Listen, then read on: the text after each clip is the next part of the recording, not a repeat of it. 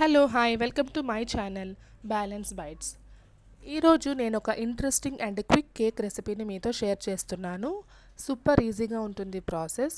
చూసిన తర్వాత ఖచ్చితంగా మీకు కూడా ట్రై చేయాలని అనిపిస్తుంది. చూసారండి, కేక్స్ సూపర్ సాఫ్ట్గా స్పంజీగా ఎంత బాగా వచ్చాయో. ఇంకా ప్రాసెస్లోకి వెళ్ళిపోదాం. ఫస్ట్ నేనైతే మెజరింగ్కి ఈ కప్ని తీసుకున్నాను.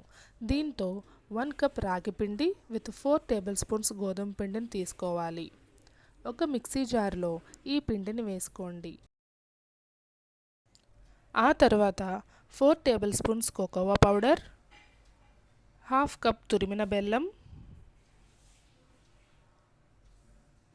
1 table spoon baking powder, half table spoon baking soda, half cup పాలు, 1/4 కప్ పెరుగు. పాలు పెరుగు రూమ్ టెంపరేచర్లో ఉన్నవి తీసుకోండి. అలాగే 4 టేబుల్ స్పూన్స్ కుకింగ్ ఆయిల్ని వేసుకొని బ్యాటర్ కన్సిస్టెన్సీ ఇలా ఉండేలాగా గ్రైండ్ చేసుకోండి. ఒకవేళ మీ బ్యాటర్ మరీ పలుచగా అయితే కొంచెం రాగి పిండిని యాడ్ చేసుకోండి. ఆ తర్వాత ఇడ్లీ ప్లేట్స్కి ఆయిల్ లేదా నెయ్యిని రాసి ఇలా చిన్న చిన్న ఇడ్లీలా వేసుకోండి. ఇక్కడ మీరు గుర్తుంచుకోవాల్సింది, పిండి ఇంకొంచెం తక్కువ వేసుకున్నా పర్వాలేదు, కానీ ఎక్కువ మాత్రం అస్సలు వేసుకోవద్దు. ఆ తరువాత మీ ఇష్టాన్ని బట్టి మీకు నచ్చిన డ్రై ఫ్రూట్స్ని ఇలా పైన వేసుకోండి. నేనైతే బాదాంని ఇలా సన్నగా తురుము వేసుకున్నాను. ఈ పిండితో నాకు 5 ప్లేట్స్ వచ్చాయండి, అంటే 20 కేక్స్.